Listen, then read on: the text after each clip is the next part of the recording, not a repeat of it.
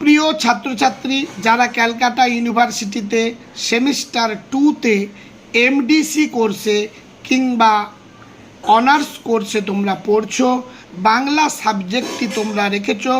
যারা এমডিসিতে পড়ছো CC2 হিসেবে, যারা অনার্স নিয়ে পড়তো তাদের জন্য DSCC2, এবং অন্য কোনো সাবজেক্টে অনার্স আছে, বাংলা হলো তার মাইনর পেপার, তাদের প্রত্যেকে কিন্তু এই ভিডিওটি দেখতে পারে। তোমরা দেখে নাও তাহলে। আর সবার আগে বলে নিই, যারা আমার এই চ্যানেলে নতুন তারা চ্যানেলটিকে সাবস্ক্রাইব করে পাশের বেল আইকনটি ক্লিক করে রেখো। নতুন কোনো ভিডিও আপলোড করলে সবার আগে নোটিফিকেশান তুমি পেয়ে যাবে। আর হ্যাঁ, বন্ধুদের মধ্যে শেয়ার করতে প্লিজ ভুলে যেও না। ভিডিও শেষে অন্তত একটা লাইক করে দিও, এইটুকুই মাত্র পাও না। এবারে দেখো মডিউল 1 থেকে কোন কোন প্রশ্নগুলো তোমরা তৈরি করবে। 1 দাগ, উচ্চারণ স্থান অনুযায়ী বাংলা স্বরধ্বনির পরিচয় দাও। অথবা প্রশ্নটি এভাবেও আসতে পারে, উচ্চারণ স্থান অনুযায়ী বাংলা স্বরধ্বনিগুলির বর্গীকরণ করো। 2 নম্বর প্রশ্ন, উদাহরণ সহ ধ্বনি ও বর্ণের পারস্পরিক সম্পর্ক সংক্ষেপে আলোচনা করো। 3 নম্বর, তোমাদের সিলেবাস যথেষ্ট পরিমাণে বড় হওয়ার কারণে হয়তো একটু বেশি পড়তে হচ্ছে, কিন্তু বেশিও ঠিক বলা যাবে না। তার কারণ হলো সিলেবাস একই। যারা অনার্সে পড়ছে বাংলা, যাদের মাইনর রয়েছে, যাদের CC2, প্রত্যেকের জন্য কিন্তু একই সিলেবাস। যে প্রশ্নগুলো দিয়েছি সেগুলোর মধ্যে কোনো প্রশ্ন DSCC2 অর্থাৎ অনার্সদের কোশ্চেনে আসবে, আবার কোনো প্রশ্নটা মাইনরদের আসবে, কোনো প্রশ্ন আবার CC2তে আসবে, যারা জেনারেল MDC কোর্সে পড়ছো তাদের আসবে। তার জন্য তোমাদের মনে হতে পারে যে অনেকগুলো প্রশ্ন দেওয়া হয়েছে, কিন্তু তা নয়। সবচেয়ে কম সংখ্যক প্রশ্ন একমাত্র আমার এই চ্যানেলে আমি দিয়ে থাকি। 2 দাগের প্রশ্ন, উদাহরণ সহ ধ্বনি ও বর্ণের পারস্পরিক সম্পর্ক সংক্ষেপে আলোচনা করো।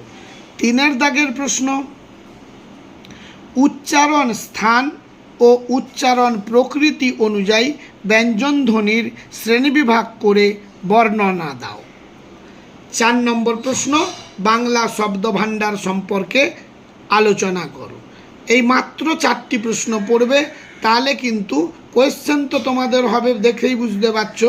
3খানা প্রশ্ন তৈরি হবে, একটা DSCC2-র জন্য, একটা CC2-র জন্য, একটা মাইনরদের জন্য।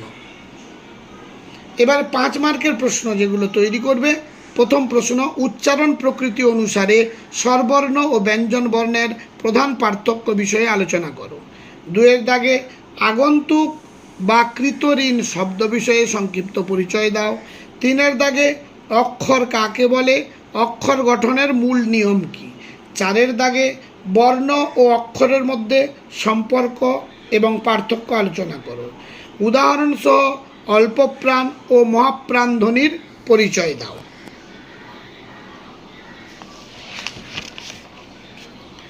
এবারে মডিউল 2 থেকে প্রশ্নমান 15, উপভাষা কাকে বলে, বাংলায় উপভাষার সংখ্যা কয়টি ও কি কি, রাঢ়ী ও বঙ্গালী উপভাষার 3টি ধ্বনিতাত্ত্বিক ও 3টি রূপতাত্ত্বিক বৈশিষ্ট্য উদাহরণ সহ আলোচনা করো।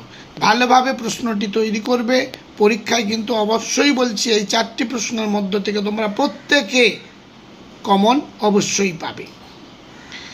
2 দাগের প্রশ্ন, বাংলা শব্দার্থ পরিবর্তনের যে কোনো 2টি ধারা বা রূপ সম্পর্কে আলোচনা করো। পরের প্রশ্ন, শব্দার্থ পরিবর্তনের মূল ধারা কয়টি, নাম উল্লেখ করে তাদের পরিচয় দাও।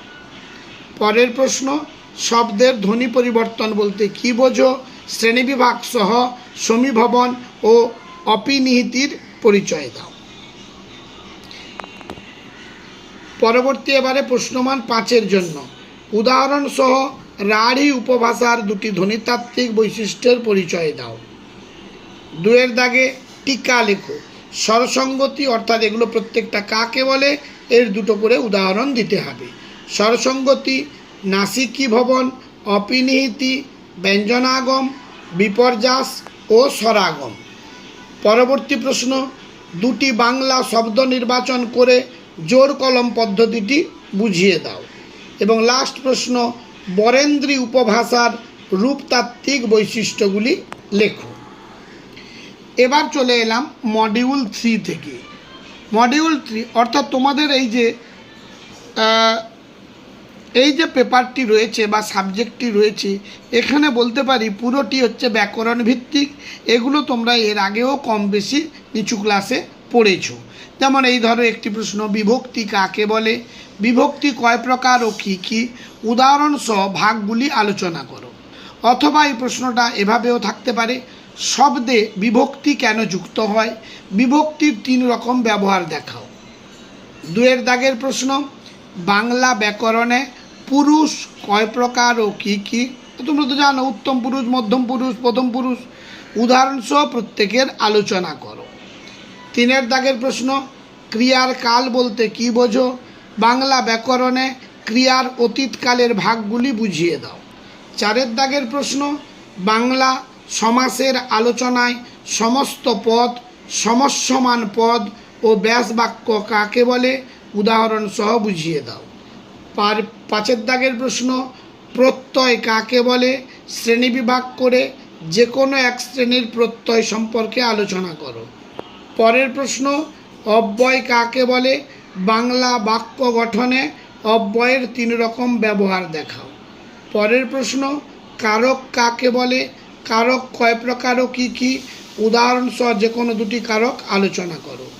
পরের প্রশ্ন, সাধারণ ঘটমান বর্তমান ও সাধারণ ভবিষ্যৎকালের পরিচয় দাও।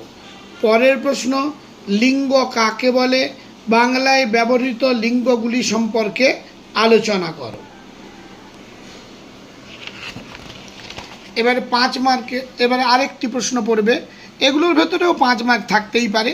বচন কি, বচন কয় প্রকার ও কী কী, এক বচন ও বহু বচন গঠনের নিয়মগুলি আলোচনা করো।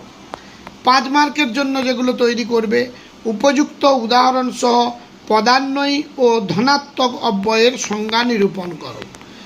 উদাহরণ সহ বাংলা ক্রিয়ার যৌগিক কালের 5টি রূপ উল্লেখ করো। উপযুক্ত উদাহরণ সহ কর্মতৎপুরুষ ও অপাদান তৎপুরুষ সমাসের পরিচয় দাও। এবং লাস্ট প্রশ্ন, দ্বিগু সমাস, বহুব্রী সমাস ও নিত্য সমাসের উদাহরণ সহ পরিচয় দাও। প্রতিটি প্রশ্ন বাছাই করা ইম্পর্ট্যান্ট, তোমাদের জন্য যত্ন সহকারে, সময় রয়েছে, ভালো করে তৈরি করে ফেলো। আজ তাহলে এই পর্যন্ত, দেখা হবে পরবর্তী ভিডিওতে। সবাই ভালো থেকো।